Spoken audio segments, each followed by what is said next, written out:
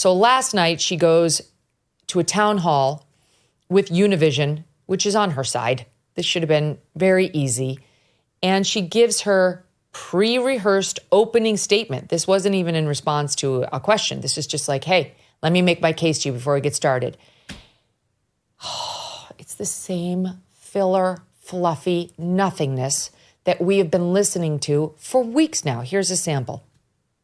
I think it is important that leadership recognizes the dignity to which each person is entitled, that leadership is about understanding the importance of lifting people up, understanding that the character of our country is such that we are a people who have ambitions, aspirations, dreams, goals for ourselves and our families, and are entitled to have a leader who then invests in that. The two visions, simply put, are that one is about the future and the other is about the past and taking us backward. And I do believe that the American people are ambitious and aspirational about an investment in the future in a way that we are optimistic while being clear-eyed. I can't, Mark.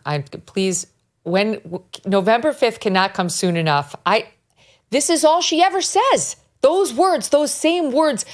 Who told her just say, is that the Barack Obama campaign? Hope, hope, hope, hope. Like, she just thinks saying ambitions and aspirations and dreams over and over and over again. We've done forensic deconstructions of all of her interviews. Is the way forward? It's a word salad without a lot of ingredients.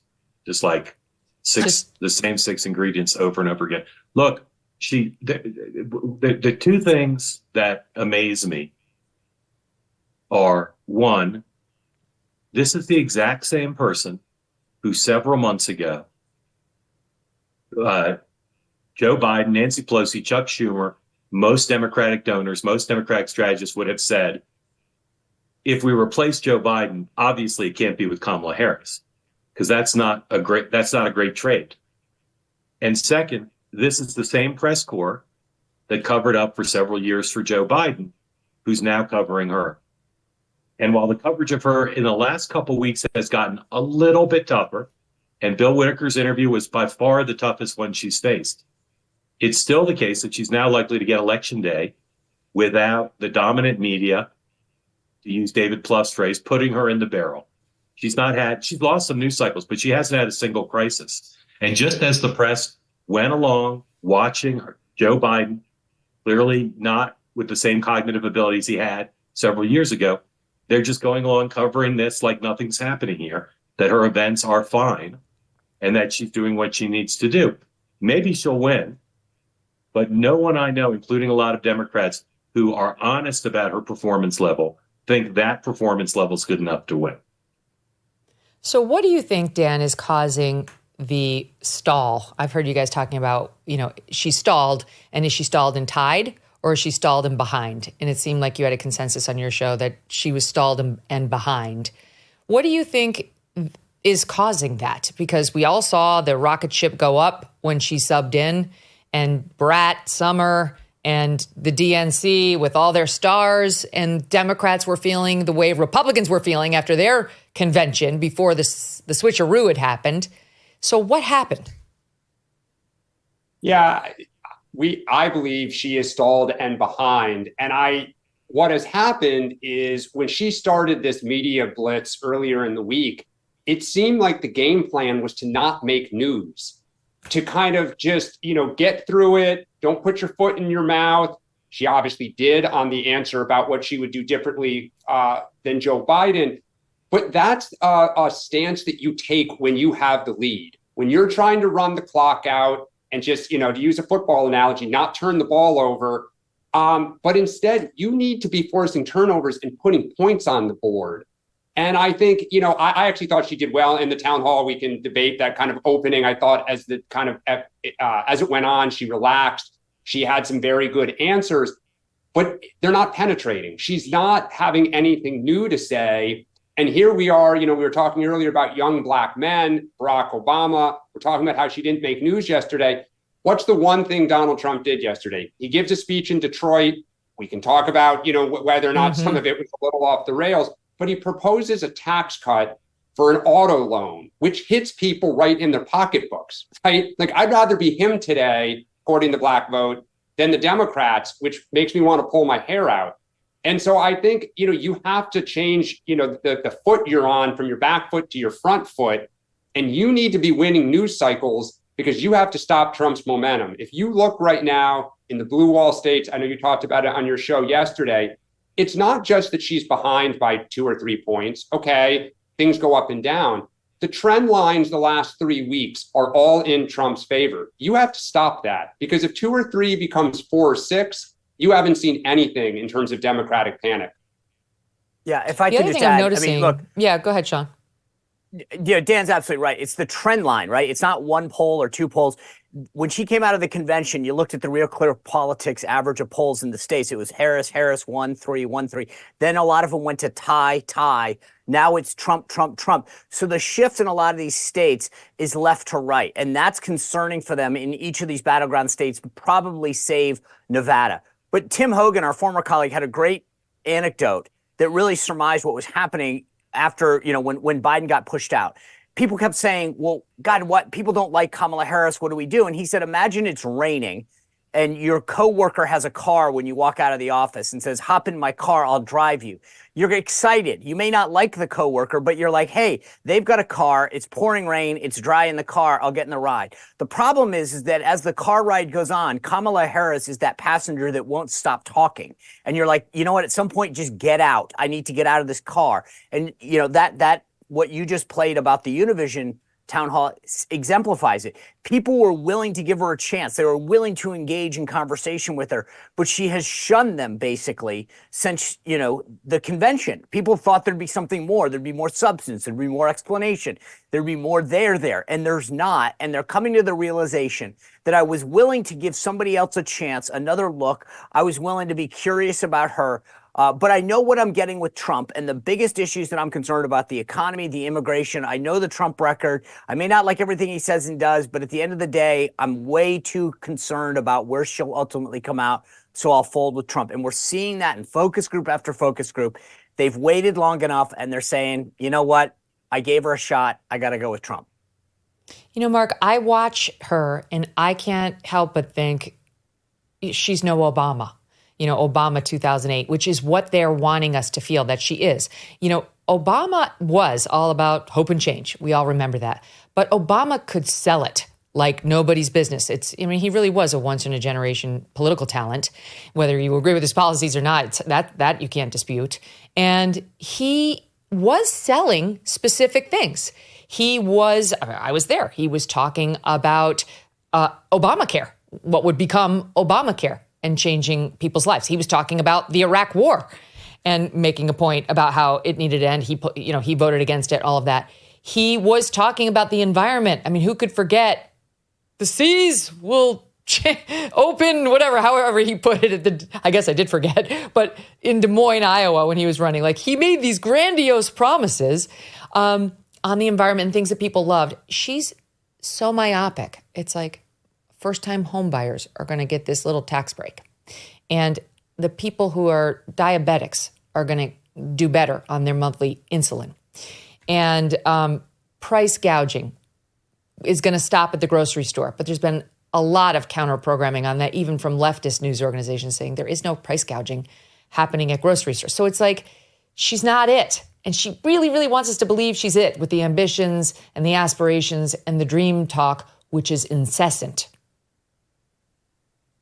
I'll say again, I think she can win, and I think she's got, because she's showing strength in the Sunbelt states, she's got multiple paths now rather than just one for now.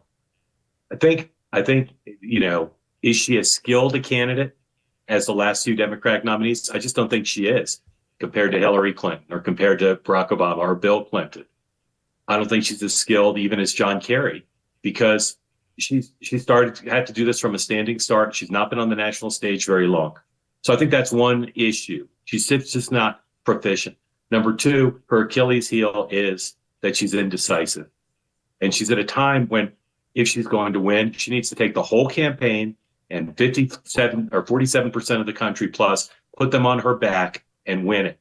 And as an indecisive person with decisions to make every day, that's the Achilles heel. And then lastly, I think sometimes we overlook this. She's the most liberal person to be the Democratic nominee by a lot. And this is not a super liberal country. It's a centrist country. And the voters she's trying to win over are centrists. And by being vague and evasive about what she actually believes, particularly on issues like the economy and trans issues, she is letting people say, I don't like Trump, but I can't vote for something that's such a question mark. And we have people who come on the morning meeting and say, I can't vote for someone who's insulting my intelligence by not addressing these things. She had a short campaign, but she spends a lot of days with one or two events and some days with no events. And some voters read that as a failure to respect the responsibility she has in a short campaign to go the extra mile working round the clock to explain things to people. And she's not done it to many voters' satisfaction. To ask for the job by explaining her positions to the people she wants to hire her. I mean, that was one of my frustrations in the 60 interview. It's true that Bill Whitaker did a better job than those who came before him, but that is truly like being the thinnest kid at fat camp. He asked her very fair questions about policy, about foreign policy, and she just kept saying, I'm not going to answer a hypothetical. Like it's a deposition. You can get away with that in a deposition. Totally fine answer in a deposition. She's interviewing for the most important job in the world. We're entitled to answers on that. Diplomatic answers. Sure, you don't have to commit to a specific strategy, but you can give us the framework that you would attack the issue of Iran and China and Taiwan and Ukraine and so on with. She didn't. Just a little bit of news here. The Daily Mail had an interesting report. They went and pulled her performance reviews from right after she was San Francisco DA. And they found that when she was in her very next position, she did not get the greatest reviews for things along the lines that you just touched on, Mark Halperin, interestingly. They write, although she and her team got favorable ratings for the quality of their work and creativity in the advice and understanding problems, they got less favorable marks for other important metrics. On a scale of 1 to 5, Harris only got a 2 on whether she was thorough, helpful, and proactive, only a 3 on whether she had good judgment. She also got a 2 for recognizing deadlines, fast turnaround, and anticipating their needs. It's kind of interesting. Even more embarrassing was her failure to return phone calls and emails promptly. I mean, I think that's kind of interesting given the critiques you just raised about, like, does she understand it's crunch time? Does she understand she's got to make decisions, pedal to the metal, it's go time? And I don't know. I mean, maybe she does, Dana, we're being too tough on her, and she thinks go time means call her daddy and Howard Stern and all the rest of it. Yeah, I think what's concerning for Democrats, I mean, go back to Mark's earlier statement about if Democrats could have picked a candidate this summer in a vacuum, it would not have been Kamala Harris. In her 2019 campaign, this is what she exhibited. She has that first great debate against Joe Biden where she kind of attacks him about school busing. And then in the next debate, she's asked a question that everybody knew was coming, Elizabeth Warren's Medicare for All. And she, twists herself in a pretzel. And then for the next couple of months, can't clean it up, can't get back on a front foot. And I think people gave her some slack when this campaign first started. You get out of the gate fast, you're filling arenas with 15,000 people, you pick a vice president, you have a convention. To Sean's point, everyone then thought you're going to start filling in the blanks. Mark has done some excellent focus groups that we've talked about on the morning meeting. Every focus group of undecided voters, they say, I want to hear more from her on the economy, how she would handle overseas conflicts. Like the data is screaming, this is what people want.